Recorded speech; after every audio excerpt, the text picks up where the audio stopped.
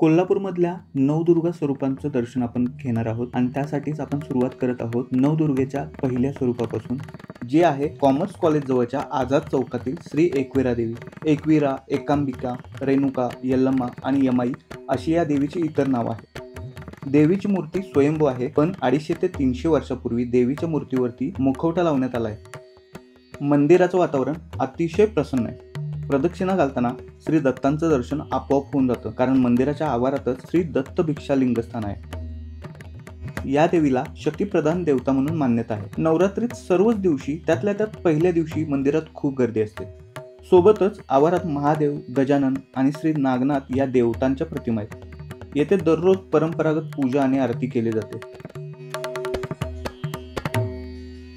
नवरात्र उत्सवाच्या दुसऱ्या दिवशी कोल्हापुरातल्या मुक्तांबिका देवीचं दर्शन घेतलं जातं. रावणेश्वर मंदिरापासून जवळच या देवीचं मंदिर आहे. कोल्हापूरमधील नवदुर्गांपैकी ही दुसऱ्या क्रमांकाची ज्ञानदायी मुक्त स्वरूप दुर्गा आहे. आद्य शंकराचार्यांची ही उपासना देवता मंगळवार पेठेत साठमारी जवळ विवेकानंद आश्रमाच्या बाजूला असलेल्या मंदिरात वसलेली आहे. येथे दररोज परंपरागत पूजा केली जाते. खूपच जुन्या अशा या मंदिरात दशावतारांपैकी मत्स्यावतार, कुर्मा अवतार, वामन अवतार, नृसिंह अवतार आणि वराह अवतार अशा मूर्ती दिसून येतात. कर्नाटकातील काही कुटुंबांची ही कुलदेवता असून या देवीला मुकांबा असेही म्हणतात. याच मंदिरात स्वामी विवेकानंदांचे वास्तव्य होते, त्यामुळेच या मंदिरासमोरील रस्त्याला रामकृष्ण मार्ग असे नाव दिले आहे. गर्भगृहात मुक्तांबिका देवीसह लिंग स्वरूपात महादेव आणि उत्सव पूजेची मुक्तांबिका मूर्ती दिसून येते. बाजूला भैरव मंदिर आहे. कोल्हापूरच्या नवदुर्गांपैकी तिसऱ्या दिवशीची देवता म्हणजे पद्मांबिका. रस्त्यावरून जाताना पद्मावती उद्यानासमोर हा दगडी स्तंभ दिसेल. या स्तंभावरून कल्पना करू शकता की पूर्वी मंदिर किती भव्य असेल.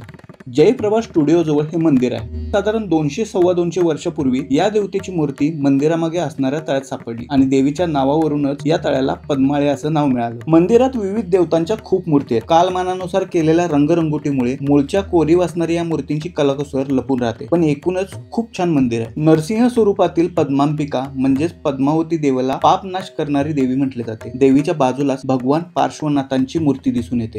मागे इथं पद्माळ नावाचं तळाव होतं, जे मागं आता क्रीडा संकुल आहे, रेस राऊंड म्हणतात त्याला, NCC ऑफिस, तो एरिया पद्माळ तळ होता. त्या तळ्यात ही मूर्ती सापडलेली आहे. आमच्या पूर्वजांना तो दृष्टांत झाल्यानंतर ती त्यांनी वर काढलेली आहे आणि तळ्याच्या काठीलाच हे छोटं मंदिर केलं होतं. ते तळं मोजल्यानंतर त्या तळ्याचा एक भाग म्हणून आम्ही इथं कुंड तयार केलं आणि हे पाणी वर्षातून आम्ही 1-2 वेळा, साधारण 2-3 वेळा या पाण्यानं अभिषेक करतो. कोल्हापूरच्या नवदुर्गांपैकी फिरंगाई देवीचे दर्शन घेऊया.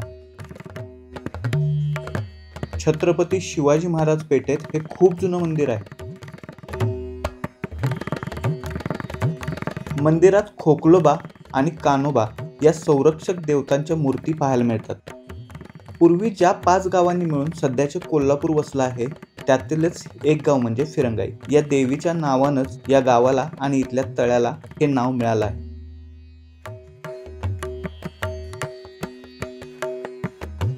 हे तळं आता नामशेष झालंय, पण या तळ्यातलं पाणी त्वचा रोगांवर उपचार म्हणून वापरलं जायचं असं सांगितलं जाते.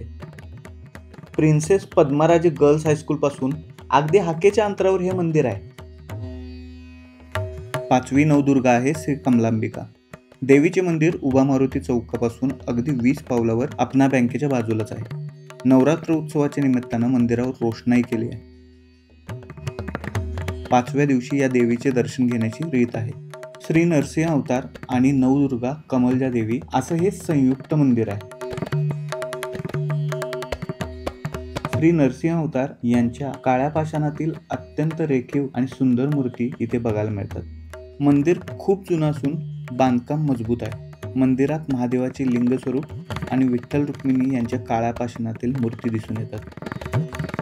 देवदेवतांची रक्षक असलेली या देवीची कमळावर बसलेली मूर्ती या मंदिरात दिसून येते. ही देवी अभयदायक मानली जाते. नवरात्र उत्सवाच्या निमित्तानं आपण दररोज इतर नवदुर्गा स्वरूपांची माहिती घेणार आहोत, त्यामुळे फॉलो करायला विसरू नका.